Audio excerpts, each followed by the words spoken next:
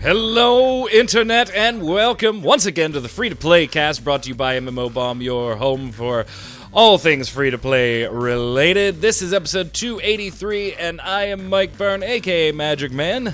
I'll play your host for today. 283, closing in on number 300. Who would have thought, Jason? Who would have thought that we'd be doing 300 episodes? And I certainly didn't think I would be here for episode 300. But we're closing in on it. 17 weeks. You'll get episode 300. Joining me, Mr. Jason Winter. How are you, sir? You know, I was planning to have something behind me here, but they just don't make frames in the 18 by 21 size I needed for what I wanted to post. So what the hell do you want to post? It was the map of Morrowind that came with my game that I bought 15 years ago. All right. That's back when Bethesda, when they said, hey, we're going to put something cloth or canvas in there, they actually put something that was cloth. Don't spoil my A-bomb. Don't spoil my A-bomb.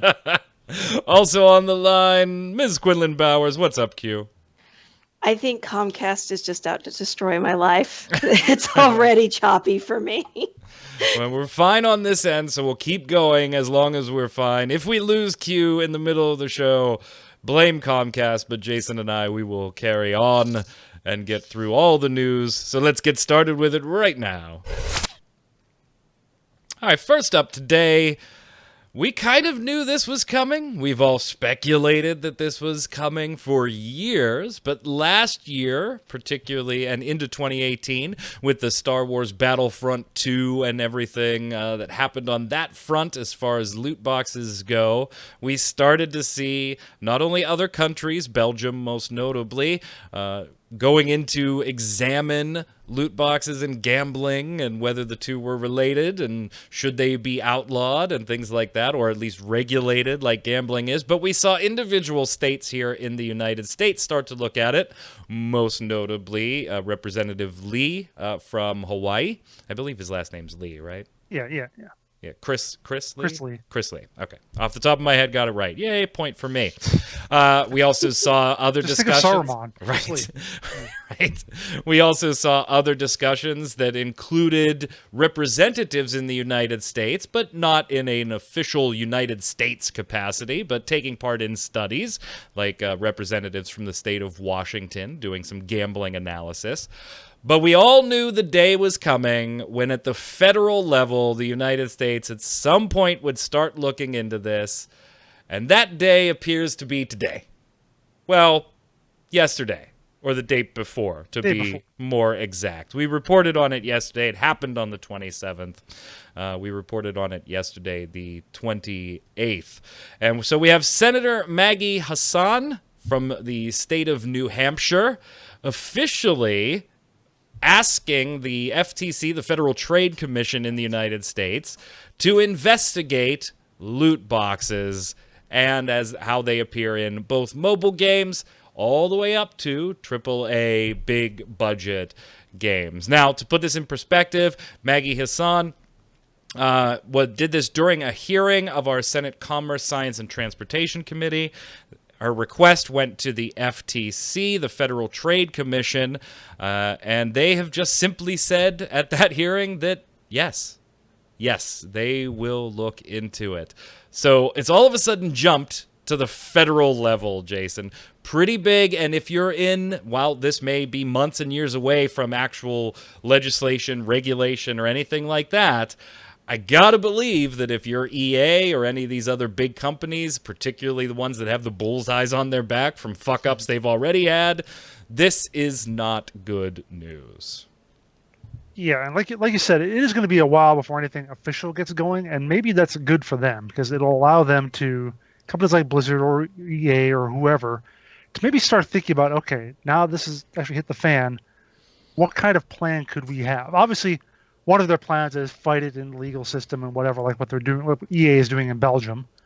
But they should all have at least some sort of contingency and have the time to think of a contingency plan and put something in place if this does get to the level, if it does get all the way to the level of, loot boxes are banned, period, stop making them, or something maybe less than that, maybe figure a way to make them a little more palatable or whatever. But yeah, you got to at least start thinking about what your plan is for a post loot box world if you're one of these big companies that relies on this sort of thing for a lot of your money. And even if you're a smaller company, like I've talked about this, the baseball thing I do and the perfect team thing, whatever, they're selling packs where you can get baseball cards out of. So how is that going to impact them if something like goes down like that? Because they're going to be impacted just the same as the big companies. So this is the sort of thing that, yeah, you've got to at least start having a plan. And if you're making a new game and you're thinking about putting loot boxes in, maybe you don't. Maybe you get that right from the start and start figuring out right away how you're going to change your plans so that this doesn't have an impact on you. Q, does that ring true for you too? That if you're developing a game right now, this may be the impetus you need to say we're gonna do this some other way, or does this go, hey, we need to get it in while the getting's good because this might not be around much longer? So are you wanting the answer that would actually make sense or the one that's most likely to happen? Well, give us both. Why not? Because the one that would make sense is that you do prepare for the worst, right? So in this case, the worst for these developers would be that loot boxes just become a thing you don't do, and you need to find some other way to make money, which, by the way, guys, I'm pretty sure people will still buy skins and stuff and just spend money on it. But I mean, yeah, they're probably going to run it as long as they can. It's like people on the road when you see, a sign that says this lane is closing. And so what do? They run all the way up to the end of the lane and try to get in. It's that same kind of logic of I could just take advantage of this for just this much longer. This lane's empty, and so I think that's probably what they're going to do is like try to grab as much cash as they can up front. And I don't know, probably somewhere in the back, there's somebody figuring out what they're going to do once they can't do that anymore. It was really interesting. So if you're outside of the United States and, not very familiar with states' rights versus federal government and things like that go on in the United States, or even if you're in the United States and you really just don't follow what the FTC does and things like that, I would tell you to go watch the Gaming Historian's video, Gaming Historian Love His channel, on the ESRB and how the Electronic Rating Software Board came to be in the United States. Because, Jason, I just see very parallel roads here. The ESRB, you may think, is, hey, this great organization that has a little bit of regulation or at least ability like the Motion Picture Association that rates their products and gives and they're on the side of the consumers. And they're not. They're not. And that is not to demean the work that they do in any way, shape, or form, but the ESRB is not part of the federal government or any part of any regulation body or anything like that. It was created by the video game industry in response to federal government looking into things that the industry was doing and thought, maybe there should be some regulation here. And I actually think the federal government, to its credit, did the right thing here, where it was like, look, we don't want to regulate you, but if you can't regulate yourselves, we're going to have to. I like that style of, but we all know how businesses work. Unless you make them regulate themselves, most of them aren't going to regulate themselves. And it's interesting to see that the ESRB has been making statements that you wouldn't just think of as, hey, I think they're more consumer-oriented. No, they've made some statements that really don't jive with being consumer-oriented here. So first, Jason, let's talk about what Senator Hassan had to say on the topic, because there were some serious statements here. This wasn't just, hey, will you look into it? I got to give the senator credit, whether it was Hassan themselves or whether it was their staff or They knew what they were talking about coming into this request. They reached out to the ESRB to have them gather a bunch of information and recommendations on practices and things like that. So Senator Hassan said loot boxes are now endemic in the video game industry and are present in everything from casual smartphone games to the newest high-budget video game releases.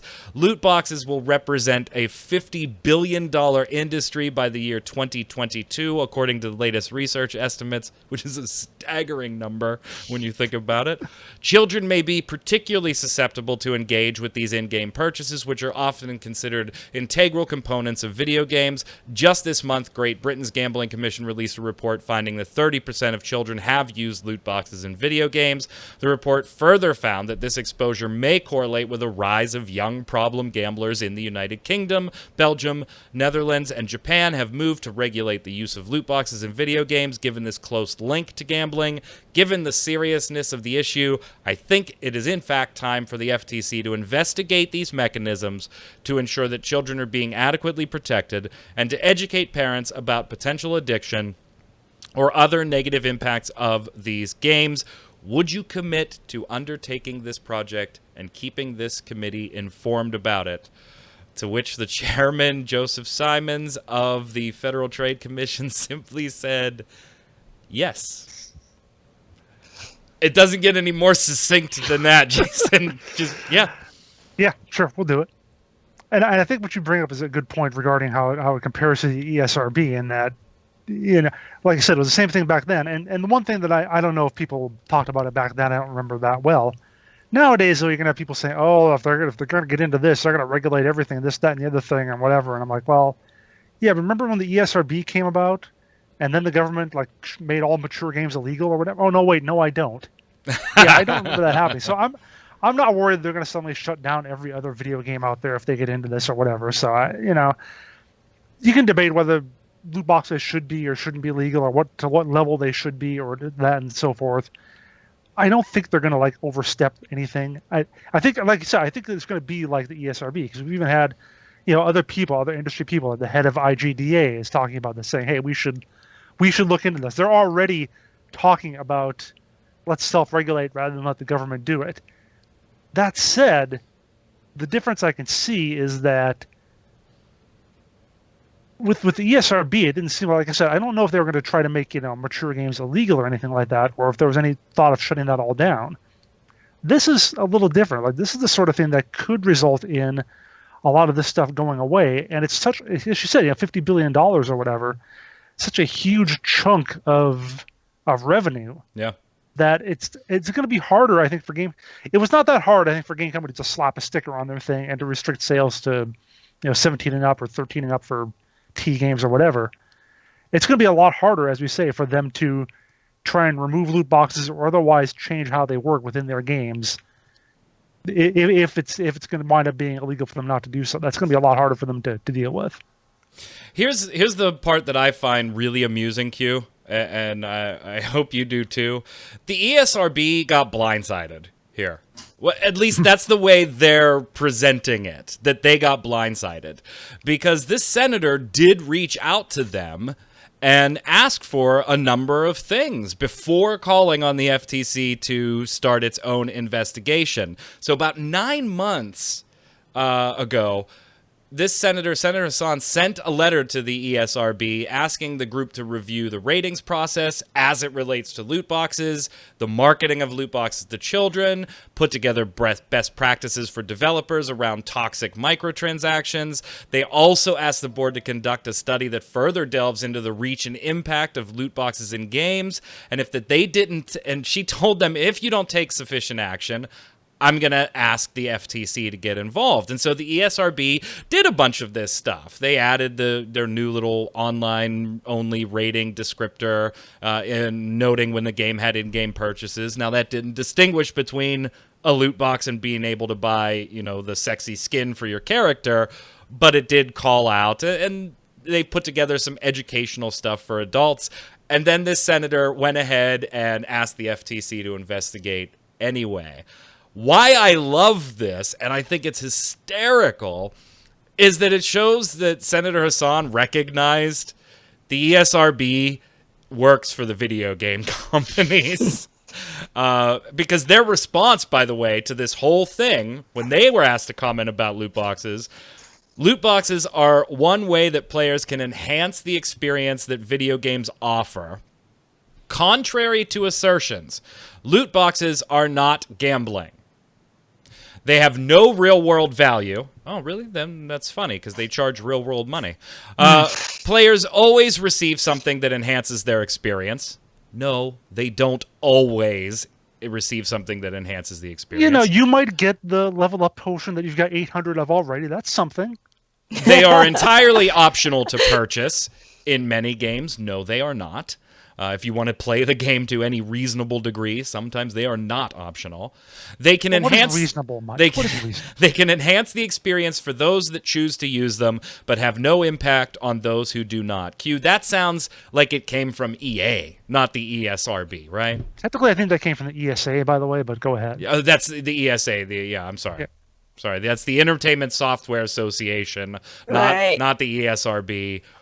We'll get to the ESA in a second, by the way.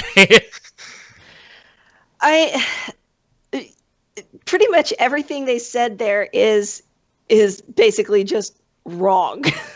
Yeah. So it's because there are some games that you could like. There are games that I play that I don't buy anything for unless I just see something really cool or cute that I want or something like that. I don't buy loot boxes as a rule. I just don't. But but there's so many games that literally, if you don't do it, you're just not going anywhere. You can't compete with the other players or, anything else. You're just you're suffering by not spending money on loot boxes. And I mean, we've had the argument of the whole pay to win thing. But at least if it were like, hey, just buy these items or something and you know what you're getting, it's still better than just, spending God knows how much money on loot boxes to try to get that one thing that you need in order to compete properly. So I think what's funny is that this led a little further down the street today. So today we found out that the head of the International Game Developers Association, Jen McLean, their executive director, this is the IGDA, now they're kind of pushing for, hey, guys, we should probably figure out how to do this without the laws getting involved. I think it's amazing. Just days after somebody asked the FTC to investigate Jason and take a look at this stuff, the IDGA decides, hey, guys, there's probably ways that we could do this that wouldn't tread the line of gambling laws, and we should probably take a look at that. In fact, they said, we have a blueprint for taking action as a community and industry and how we establish clear, easy-to-understand game ratings and content descriptions so the consumers, and especially parents, understand what's in the games they or their children play. Basically, pointing out what we pointed out, Jason, is that we've done this before, guys. When we faced scrutiny and we were treading some lines, we've created our own ways of controlling those and backing away from those lines. Pointing out the ESRB here and the whole rating system. We know how to do this. Let's do this. We should probably do this. Kind of ironic. That's funny. I don't know why they would have done this. Like, why did they just suddenly come up with this? I don't know why. Right. I mean, again, the issue they're going to have here is that at least with, you could sort of draw a fair line, we talk about the ESRB between, Mortal Kombat as opposed to Mario World. Yeah. Like, sure, one's mature as blood, gore, whatever. One is, jumping on mushrooms or whatever. Every loot box works differently, though. Every game has their own twist on how they do it, how they set up their stuff. It's going to be a lot harder, I think, for them to come up with some sort of universal system for how that sort of. It's not going to be have whatever the 7 ratings they have for the ESRB.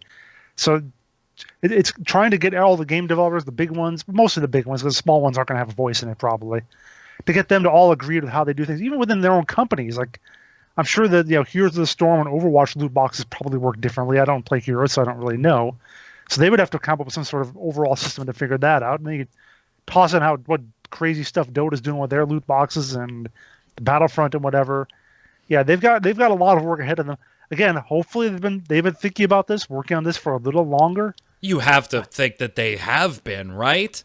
Like, there wasn't somebody smart enough at EA or Activision Blizzard to 2 or 3 years ago sit down and go, guys, this will work probably for a little while, but this is going to piss some people off. You don't so let's start exploring other monetization plans just in case. Just at the in very case. least by last year when the whole Star Wars Battlefront thing happened. Right. That's when some of those internal talks should have at least been going. It's going to be fun. Now, the one thing that I will say is there's all these comparisons from the ESA to collectible card games, right? I mean, that's the one that everybody keeps jumping on. There's no difference between buying a loot box and buying a pack of Magic the Gathering cards, or in my case, a pack of Final Fantasy the trading cards. Yes, there are. There are huge differences. God, really? Really? Do they only call you during a podcast, like during this hour? Pretty much. Most of my calls are scheduled. So there are huge differences. First off, right off the bat, the odds. You know the odds. You are guaranteed, like in Final Fantasy, you're guaranteed 7 commons, 3 rares, 1 foil of any rarity, and then 1 either hero or legend card. I know the odds. I'm guaranteed those counts. And yeah, there's a little bit of luck on, do I get the legend card that's worth $12 if I sell it to Jason, or the legend card that's worth $45 if I sell it to Jason? But I'm going to get a legend card, 100%. Or a legend or a hero in the way Final Fantasy packages theirs. This very, very different from Q. You have a chance of getting the purple cape. You know, though, here's the thing. The really big difference is... Well, with actual physical cards, right? Like you were saying, if you sell it to Jason, with loot box crap, you're paying money and gambling on something that not only can you not sell, but a year or 2 down the road may not exist anymore because the game you're playing is shut down. True. So you've literally just gambled on something that doesn't even exist, that you can't get any value back from with Magic the Gathering or any of your actual cardboard crack.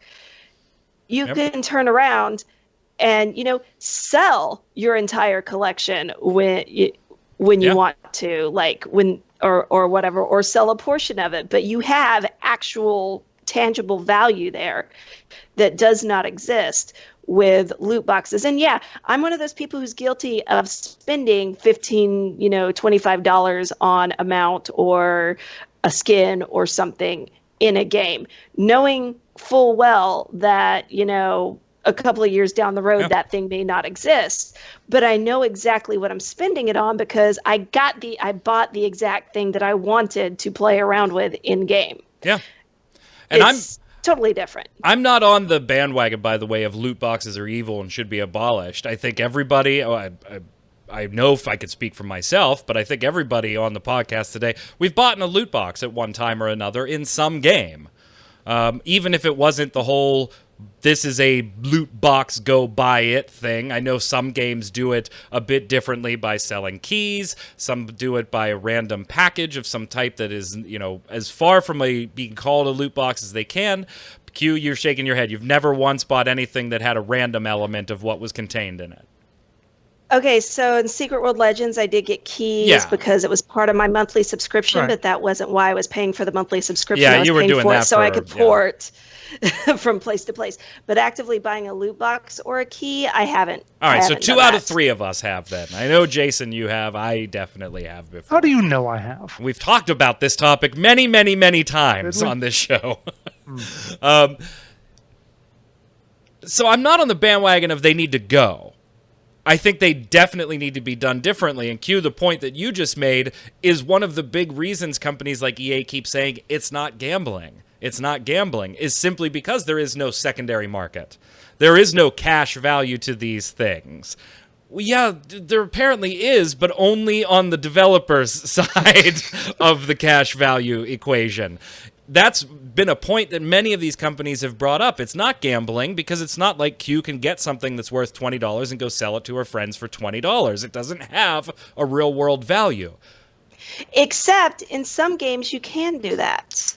Yeah. Using, Artifact is doing that right now. Just launched. well, and just using the systems that they put in, like you can spend, money on something. What was it? It was one of the Perfect World games I think I was playing, where you could spend money on something and then turn around and end up getting like selling it to another player for like there was transactional value in what you bought. But do you get actual cash from that, or is it Perfect World points?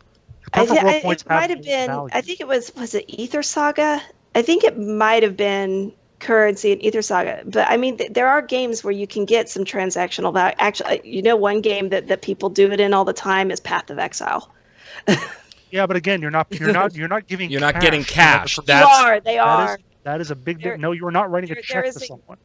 There is a cash system. No, there is an actual cash system for stuff in Path of Exile. Not that I'm aware of. I don't know. There is. Barney plays it a lot. He knows. Well, is it on? It's on an independent website though, isn't it? Not in the game. Yeah, but it's not. It's not something that seems to be incredibly sanctioned by them, or yeah. It's more like the old Diablo 2 auction housing, right? Yeah, it's like selling your account.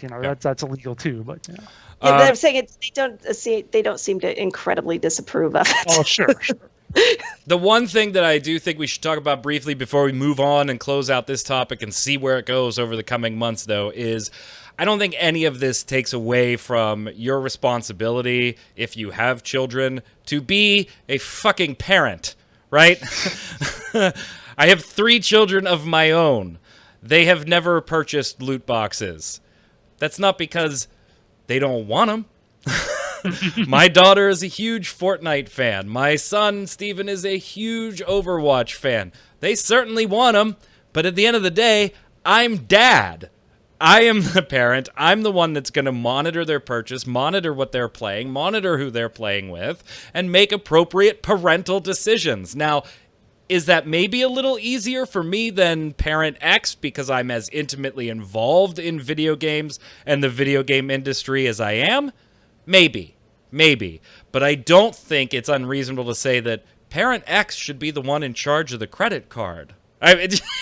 Whether you know about gaming or not, you should be in charge of the credit card. And on the times that my kids have gotten loot boxes in those games, do you know who purchased them? Me! I went into the games and bought them on their account and then erased my card from the account and left. Or got them and then sent them as a gift and things like that from my account to theirs.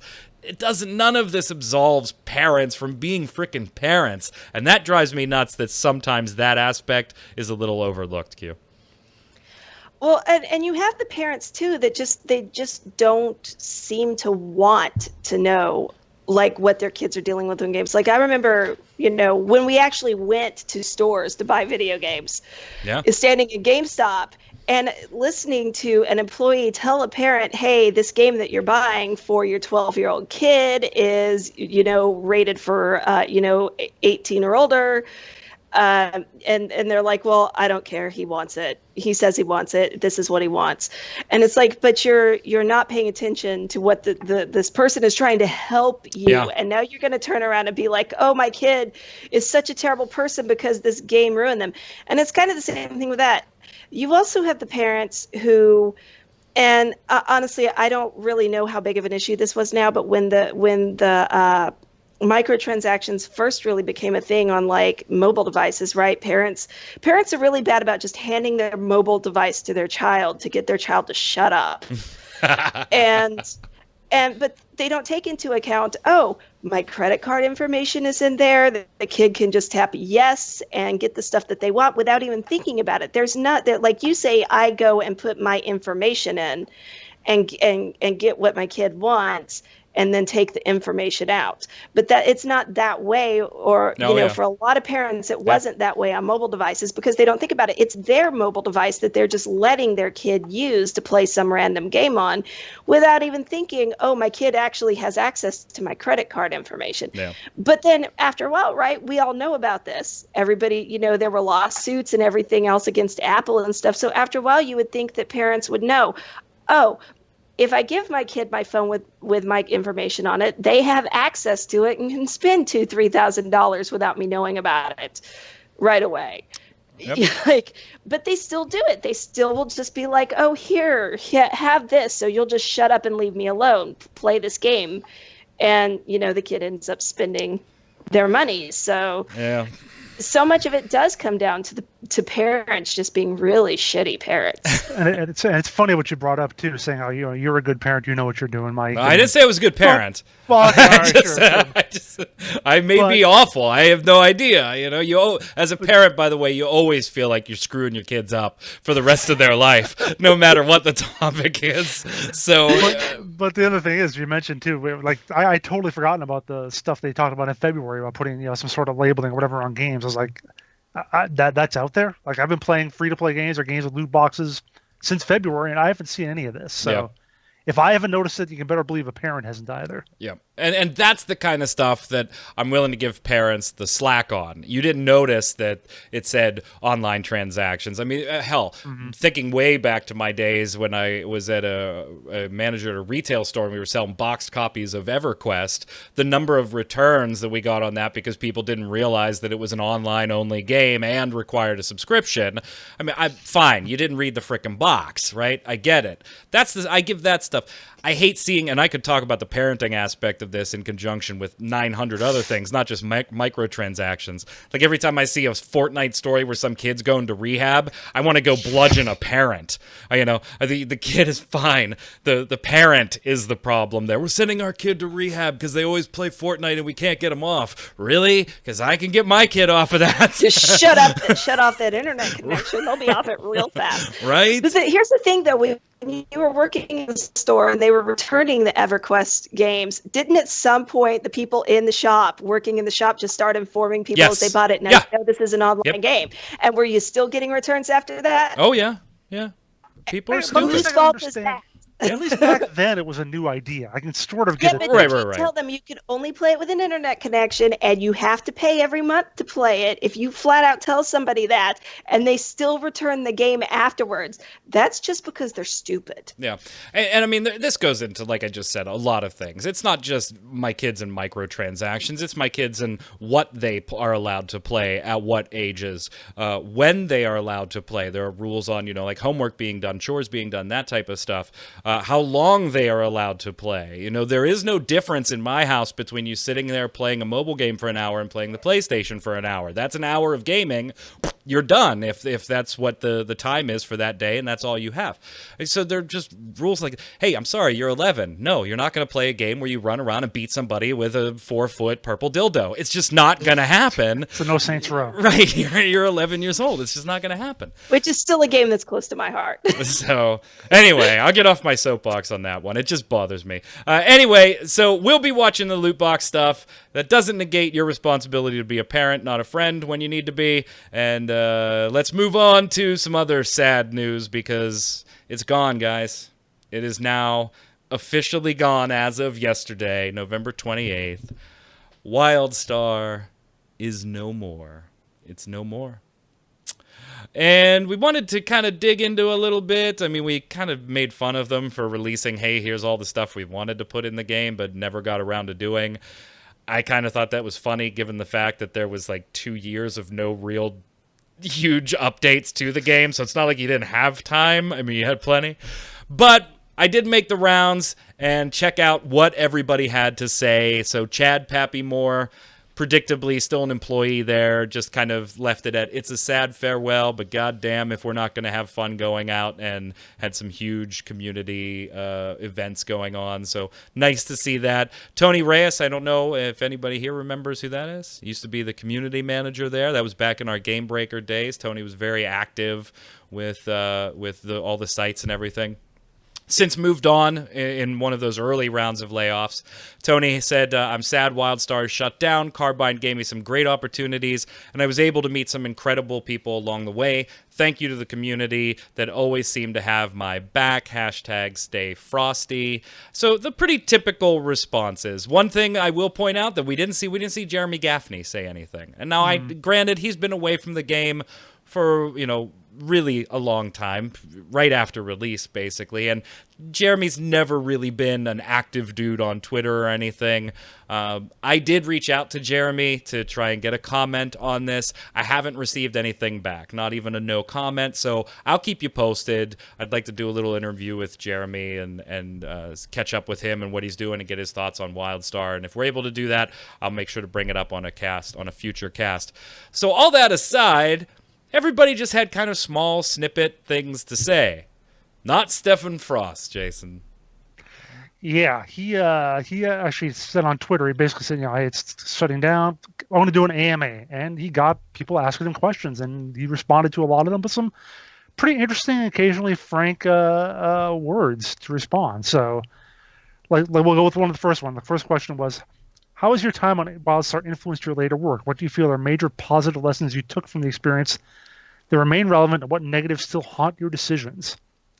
Stephen responded, finding the fun core loop and building your content around that needs to be the main objective very early on, and really focus on making features that build off of that loop. Negative side, don't make way too much stuff and focus on features for all demographics. For all demographics, not just the raiders. Oh, imagine that. Imagine that. What a great idea. Any design decisions you regret? He says, well, I wasn't a designer on the project, but I'd say the one thing we should have pushed more was less focus on a long leveling process and more focus on a fast leveling but long end game. More PvE end game would have been good. Who knew that people would speed through leveling and just want more end game? I don't know how I never thought of that. Craziness. Q, I gotta think my favorite out of the whole thing, and I'm pretty sure this is Jason's favorite too, was if you could go back and change one thing about Wildstar at launch, what would it have been? And Stefan's response was, have the game we launched come out in 2005. Yeah, that was pretty funny. He posted that yesterday, and I had to stop and think about it for a minute and be like, wait, when did it come out? So like it was just my brain just misfired for a minute, and I was like, wait, I totally didn't understand what he was saying for like 5 seconds, and then I was like, oh. Yeah, no, that's kind of sad, actually. Yeah, and you think about it, guys. I mean, had it come out in 2005, and obviously the graphics may not have been exactly what they were and things like that, but damn, I think it would have blown up in 2005. It could have blown up in like 2008 or 9 at least, I think. But by 14, no, it wasn't. That just wasn't what people were looking for at that point. Yeah. Here's one thing that I found really interesting. Now, we've watched and talked about on this show Nerd Slayer's video in his Death of a Game series, Wildstar, and we talked about some of the Carbine devs who may or may not have been devs, commenting about behind-the-scenes stuff like that. And I was looking through Stephen Frost's comments to see if anything lined up with some of the things that were said, Jason, in those comments, and I found one that I think kind of went, there might be a lot of truth to some of this stuff that these alleged devs were saying. It was in response to, what are the main things you would like to have done differently given time and resources? Stefan said this would have been going back to 2004 with the original team and helped them get a more cohesive vision faster. Wildstar wasn't really Wildstar until 2010. So there was a ton of missed opportunities and wasted time figuring everything out. Jason, that is a 6-year gap that kind of coincides with a lot of those things the developers, the people that said they were developers, said in response to that video. I mean, it just seems like they resisted the notion that MMOs were changing over that time period. Like I said, 2008 or 9, maybe that was what the latest you could have done that. By 2010... you had to come up with something different, especially for a game that wasn't going to be out for, another 4 years. And it's almost like if someone, when they originally heard about the game for the very first time, might have said, one question remains, though. Who is the game's target audience? The trailer looks a little too kiddie to appeal to hardcore adult gamers and a little too adult to make parents want to sit their kids down in front of it. Someone said that when he first heard about Wildstar 7 years ago. Someone. Some guy writing on a website for a magazine somewhere. It still seems like it might have been about right. There are lots of questions about, will the IP go anywhere? He couldn't answer any of those. I mean, he's been away from Carbine and NCSoft for a while now, working on a secret project over at Nexon. So he wouldn't know any of that stuff. Lots of lore-based questions. And then some people did get into the kind of debate on, should it have launched free-to-play? Did free-to-play kill it? Was NCSoft just greedy, a la City of Heroes? Those types of discussions. And Stefan kind of just backed away from all those and said, no, that's not how this stuff works. Well, I mean, as a general rule, it's, video game companies are here, despite what everybody seems to want to think, they're here to make money. Yeah, you want to make games. It's like people who make movies, Sure, you want to make a good movie that people enjoy, but if you spend $1 billion making it, you want to make I don't know what, 10 billion back or something. You want to make a profit on it or it's not considered successful. You also can't pay your employees if you're not making money. There's a lot of little factors that go into creating something that takes 100 or however many people to create. And part of that is keeping your employees fed and housed. So money has to come from somewhere, and it's going to come from us in one way or another. So if they're not making money on subscriptions, then they convert to free to play and, start microtransactions and, prime things and all of the jazz they do to try to keep the game up and running and keep everybody fed and keep the company, from losing money on the project. So, you have to expect people to want to make money off the stuff they do.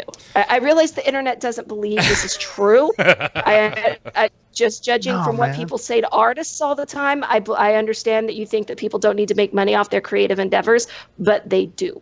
NCSoft hates Western games. That's the reason. That's what one guy said on Twitter. That's what the problem was. Yep.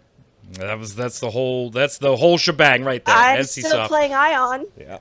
Screw Guild Wars 2. Well, that's not a Western game, technically. Screw Guild Wars 2 and its success. That doesn't count. Right? Guild Wars 2 is doing just they're NCSoft games that are doing fine in the West. It's just there were a lot of problems with Wildstar to start out with. One of them being they were trying to be something that it's we're going to go back and do this thing that was really popular X years ago, and it's going to be popular specifically for us. Yeah, and he acknowledged that specific thing. Gamers did that thing that they always do. Oh, that's so cool because I remember what that was like. But then you get to it and it's oh, wait, there's a reason we actually stopped doing this and the other game dropped it. Yeah. I can't wait to see how WoW Classic does. Mr. Frost commented exactly on that. He was they thought that audience was bigger than it actually was, and they probably should have said if a game as big as WoW stopped doing it, there's probably a big reason that they stopped doing it. The one thing that, before we leave this topic, that I thought was really, really interesting on what one thing would you not have worked on and what would you have put that time into was war plots. He said, I would have... Looking back, we should never have gone down that road. We should have taken that time. We should have just left the arena and the PvP the way it was. Forget about war plots and sink that into more endgame content, which was a constant answer for a lot of things. We didn't have enough to keep players after they stuck with that whole leveling thing and were at endgame. We didn't have enough there to keep them. So... lots of interesting insight. Really appreciated that AMA, and hopefully if we talk to Jeremy Gaffney, I'll bring you those. Before we go over to the bombs, Jason, you wrote an article this week about Total War Arena. Unfortunately, it's also shutting down. Well, has already shut down, right? No. It's February. It shuts February, down. Okay. And games in general just kind of not feeling right. So... Why is Arena shutting down, first off? And what the hell do you mean by games don't feel right sometimes? I know you are a Total War buff. You love all of them. Yeah. Well, I haven't played Warhammer yet, still. I'm probably never going to, but yeah. I mean, the one thing, well, first of all, I felt like as a game, I liked playing it, but it was really, it was difficult grabbing your mind around it sometimes because a lot of times you play a PvP game, you play like Overwatch or World of Tanks or whatever. You can, if you're really good, maybe you 1v3 someone because you're really skilled and they're not.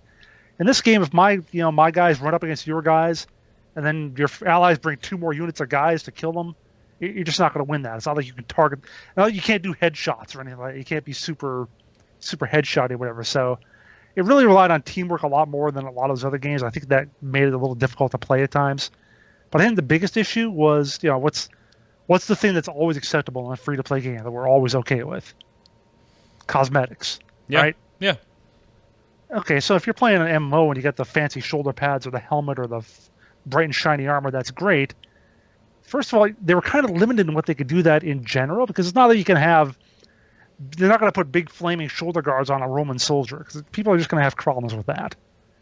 And even the stuff they could do, like designs on your shields or whatever, when I played the game, I never noticed that, because I've got this zoomed out view where I'm looking at you're looking at the whole battlefield. Yeah, I'm looking at, or even just looking at my unit of 120 guys. I'm not paying attention to what's on their shields. I just don't have the time for that. If anyone had, honestly, I think about it now, if anyone had any fancy microtransaction, cool looks on their characters, mine or other players did, I never noticed them.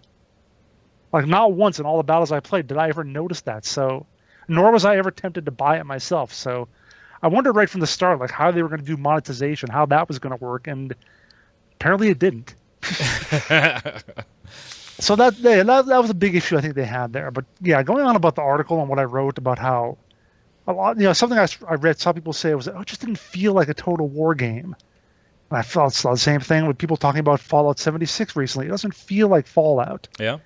Talk about the baseball game I play. It's like, it doesn't, the kind of like playing against other people thing doesn't feel like when you're playing against the computer and so on in the regular Sims.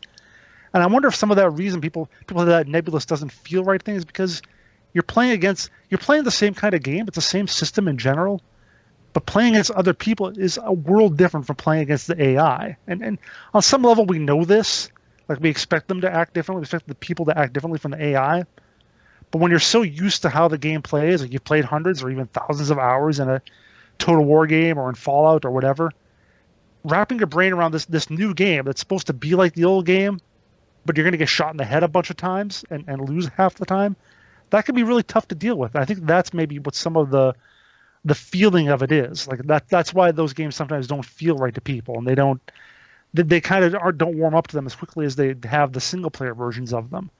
Now granted, Fallout 76 has issues. Other issues. It has lots and lots of issues, but just in general, that's kind of nebulous, doesn't feel right thing. I think that's got a lot to do with it. That you're used to kind of rolling over the enemy, rolling over the PvE and eventually winning the campaign or whatever. But when you have actual opposition, and that's kind of tough, I think it changes things a lot there.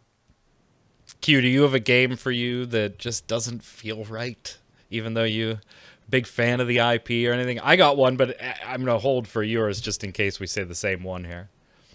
Not really. And actually, I've been playing Fallout 76 a lot because Justin my got boys it have. for me. I haven't played it, but both of my boys have. Like, he got it for me as a Christmas present, so I've been playing it with him. And we were discussing the whole, you playing against the other players, and what we've noticed is we're not playing against the other players. We run into other players, but nobody ever fights anybody. Everybody's flagged down. Everybody like we were in this one building, and I heard gunshots, and so I see that there's people out there fighting some of the mobs, and I kind of stand back a minute to see if they're going to try to attack us. And then he's been playing longer than I have, so he explained that basically he thinks that the problems that existed in the game that people hated, those were the people that wanted to PvP, and they all left. So it's basically just a bunch of people, so far in my experience, just running around and playing Fallout like it's Fallout, but doing it with each other and hooking up sometimes to go do stuff. Like, that's pretty much been it. And, building and stuff. But, yeah. My game, Jason, follows your same logic, but in reverse. Secret World Legends does not feel like the Secret World for me. It never did. The shift in the combat, as far as abilities and things and how they're used and In one case, particularly with pistols, the random element of things added to it. But then you've given the example of predominantly single-player games becoming a more multiplayer experience. Mine's kind of the other way for that. A MMO multiplayer experience that became predominantly very small group, almost exclusively solo play. So Secret World Legends just never bit into me like Secret World did. See, with Secret World Legends, I don't think it felt wrong to me because that's how I played the Secret World anyway. Oh, see, I played it more MMO like. I didn't pug or do any of that stuff. I just, would play with the few people that I knew, and we would go solve the puzzles and stuff like that. And that's all I really cared about. I wasn't playing it like it was an MMO. I was playing it like it was a game where I solved puzzles and shit. All right, let us know the games you feel just don't feel right in the comments below, and we're going to slide over and get started with the weekly bombs. I'll go first because I'm the only one giving a dub bomb today. I'm going to give it to Ion's new class that we don't really have a nice English translation for yet. I mean, even MMO culture said that who normally does this type of translation stuff, and we kind of rely on, they do great work over there, said these few characters don't make sense, so I'm just going to call it graffiti artist. It wasn't anything official. Now, when I look at websites, I am seeing artist in a lot of places, so maybe that's what it'll be in the West.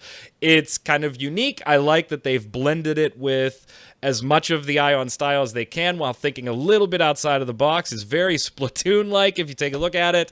It's in Korea, available as of yesterday. Now I just have to sit on my ass and wait for it here in the West. But Dub Bomb, I like the uniqueness of it. Q. On that, yeah, I think that's actually a really cool class. Although I like most of Ion's classes, it's weird that I actually like all the classes in a game. Gameplay-wise, if you're wondering, think of a bard. It's kind of that supporty type role. But with Splatoon paint. Yes.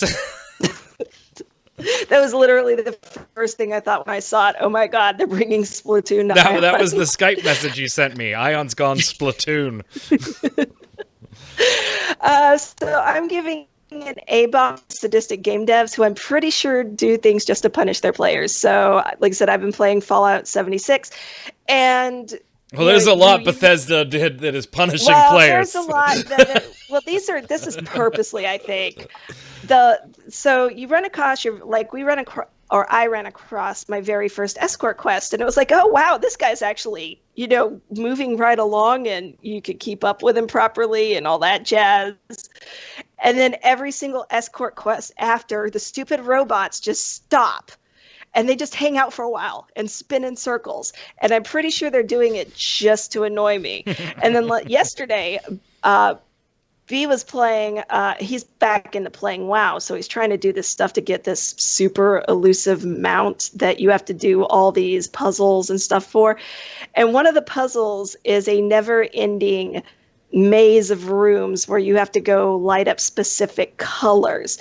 But we're sitting here trying to map it manually. Like, okay, I went this way, and trying to do it. And there's also an add-on for it and everything else. And what we figured out is that they've made it so ridiculous that it's literally just something that, instead of being an interesting puzzle, is literally just designed to punish the players. There's no other reason for this puzzle to be this way. Nice. And this is from someone who likes doing puzzles. Fantastic. Jason. I'm going to give an A-bomb to Bethesda for that whole Fallout 76 tote bag, duffel bag switcheroo. Yep. You probably know by now, they advertised it's going to be a canvas duffel bag. It was for the collector's edition. 200 bones. Yep, 200 bones. Well, granted, you get the helmet for it in the game or whatever, so that's probably a relatively small part of it. But they shipped a cheap nylon bag. And then in response, people complaining about it said, yeah, we're just not going to do anything about that. But eventually they said, finally, we'll throw you 500 atoms, which is their in-game currency, worth about $5. Yeah. And people have noted that the in-game duffel bag, you can get tote bag, costs like 700 atoms. So you can't even get that with what they're throwing you. Yeah, So, yeah, I loved big some of their A-bomb here. replies. We have no plans on changing this. I was like, oh my god, they just Yeah, like brutal customer which they have care. now. Oh yeah, they've thrown that guy under the bus. So Oh, that's yeah. some company we outsource to do Yeah. this sort of stuff. It doesn't represent us, except you paid them to represent Except you. you paid them to do exactly that.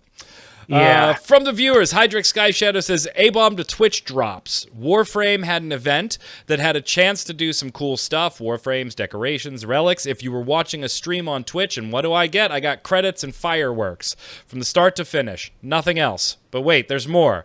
There's something similar to that for Heroes of the Storm, where you can get chests free. Loot boxes. I got nothing. Just to be clear, I've been on Twitch from the 8th of November, and I'm still going and hoping. Why? I don't know. Well, hey, Dux. First of all, if you're entering anything for a chance to win something, you're not going to win. I'll tell you that right now. You remember when you used to get like back in the really old days, where if you drink a can of Coke and at the bottom it might have you're a winner, you get a thing or something. Yeah. Nowadays, it's like you get the can of Coke, you look at the bottom, it's like enter our code on the site to see if you've won. It's like no, Yeah. F you. Yeah, I am not doing it. I did the same thing. You used to, on a bottle, open it up, oh, free 20-ounce Coke. And you just took the cap to the store, and they took the cap and gave you a free Coke. Yeah, now you got to scan the QR code, type in the 14 digits, and print it on the inside of the cap just to be told, hey, thanks for coming to our website, loser.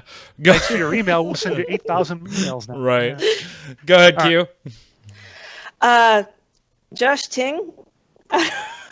There's no vowels. The thing about the opportunity is that despite the backlash, chances are that the app will be downloaded out wazoo and will rake in millions if Blizzard actually decides to release Immortal. I think they do indeed plan to release Immortal. That was the point. The PC Master Race really needs to up the propaganda game against the mobile player base if they want to keep this thing from being successful. Also, I think game companies are smart enough to know that there's a lot of players on mobile devices and there's only going to continue to be more, so you kind of aren't going to be able to fight that. Yep. And Q roboted a little bit there for me, so just in case we were talking about Blizzard Immortal, is what Josh... Diablo Immortal. Diablo Immortal. Thank Blizzard just Immortal. Ting was talking about. And you know what? I don't have any problem with this, even PC Master Race stuff aside and stuff like that. I don't have any problem with the game. And I'm sure it's going to rake in a ton of cash for Blizzard. The only problem I had was it should not have been the Diablo news of BlizzCon. That is not the audience that you were trying to sell this app to. Or the news of BlizzCon, Right. considering its position in the lineup. Right.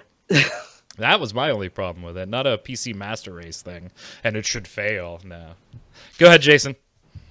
Bits Turn Byte says A-Bomb to Blizzard for not announcing a remaster for Diablo 1 or 2. And yes, I know I'm a little late for that A-Bomb. Yes, but we're getting Warcraft 3. Martin, and I'm excited about it. Martin the Messiah, is it me or does Zach look like a certain character before finding a certain ring? I don't know, maybe. I mean, I could just on the. It's a little bit. It's a little there, I think. A little bit. A little bit. Go ahead, Q. Bruckner Catalan, I still think Soulforge was the best CCG ever made. Amazing art, soothing music, cool game mechanics, really fun arenas, but the devs simply killed it. Yeah, it just kind of disappeared. Go ahead, Jason. I was going to check real quick on Steam charts, see how that did. It's closed, Jason. Yeah, I think we know how it did. I was saying how it did. Yeah, actually, I mean, it got around it had around 1,000 people and just kept going down. So yeah. Anyway, Slayer Master PWI says, I'm very confused when you talk about Jace Hall. Are you talking about the guy that did all those video game rap songs like I Play WoW, or is this someone completely different? Truthfully, I'm not familiar with the guy myself, but it sounds like he would do video game rap songs. It is. Sure. I'm pretty sure it's all the same Jace Hall. Yeah. It is 100% all the same Jace Hall. Check now out. Got some position of power with H1Z1, whatever. And Twin Galaxies and all that stuff. So, yeah. Same person, Slayer. Same person. Question of the week last week was more geared towards Warframe players or people just that play PC and do some console gaming. Would you switch? Warframe's now on the Nintendo Switch, but you can't have your account on the PC and the Switch, so you could, for a limited time, migrate your PC account to the Switch. So, if that happened for you or your game, or you play Warframe, would you do it? Why or why not? Hydrix Sky Shadow says, question of the week. No, sir, I will not. I have absolutely no reason to do so. I have a decent PC, and I have absolutely no place where I can use it. At work, I'm supposed to work. At school, I'm supposed to learn. In traffic, my town is small, so I can barely start the game, and I'm already there. Well, not if I'm on foot, but I would rather not get run over by a car while farming for X staff. When I'm out with friends, I'm the annoying friend that is telling everyone to put those phones away so we can have a conversation. I like human interaction, usually as little as possible, but still. Home, I have a PC. Late at night in bed, haha, trick question, I sleep in my chair when I pass out. I am a gamer after all. So Hydrex has no place to be doing the Warframe on the Switch. Go ahead, Q. Squeezy, never. I've been playing Warframe since launch on PC and will continue on PC until its final days. I confess I was tempted to migrate when the console launch was announced for my PC, but my PC Master Race blood wouldn't allow me. And I don't want to wait for weeks or months just to get the crumbs of the content. I want my updates now and full of bugs. Such an optimist. Go ahead, Jason. Soul Echelon says, having played Warframe during its closed beta and watched it grow into the giant that it is today, I'm very happy to see it spread out to every platform, even mobile since Switches both. That said, PC will always be the way I'll play it. We get updates before anyone else, and it's hard to denounce the graphic superiority that is the PC version. I'm just glad my console brethren can enjoy it too.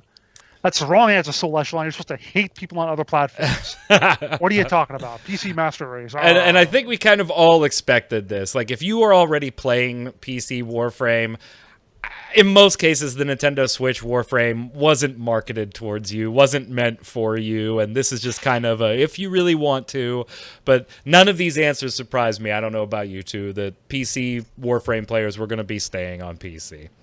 But we do have a question of the week for you this week that's going to involve a little bit of speculation. So in the news this week, Wargaming bought EdgeCase Games. Now, if you don't remember EdgeCase Games, they're the ones that did that space combat, very, what the hell was it called? I'm drawing Fractured Space. Fractured Space? No. Yeah. Yes. Is it? Yes. Yeah, I believe so. I thought that was I thought it was Dreadnought was what they did. Dreadnought is 6-foot Yager. Oh, yeah, you're right. So EdgeCase Games did Fractured Space. They've been purchased by Wargaming, and they've said that they have up their sleeve a new MMO that they're working on, and the only tease that they gave on it was that it wasn't too dissimilar to existing Wargaming products. So what could it be? Because that sounds like a space version of World of Tanks, which is what EdgeCase Game already did, which didn't go all that hot. So I have no idea. Let us know what you think they've got up their sleeve in the comments below. And while you're there, make sure you leave your weekly bomb, dub bomb for something good, a bomb for something bad in the world of gaming, or just a comment or question for the panel, and we'll be sure to put it on next week's show. Until then, Q, where can everybody find you? Hanging out on Twitter at Quitland. Jason. I'm on Twitch at Winter Informal, streaming at twitch.tv/JasonWinter, and I can still apparently download SoulForge, even though Steam chart says it has no players. So hey, Jason. We forgot, but was there something you wanted to talk about with this? Nah, whatever. Just the chart. This is why Wildstar shut down. There you go. Made a chart. Took me like 2 minutes. Mike Byrne, a.k.a. Magic Man. You can follow me personally on Twitter right there at MagicMan1. But more importantly, while you're there, follow us at @MMOBomb so you can get tweets about all the latest articles, interviews, features, first look videos, and more as we put them out on the website. Until next time, gang, stay safe. We'll see you on the servers.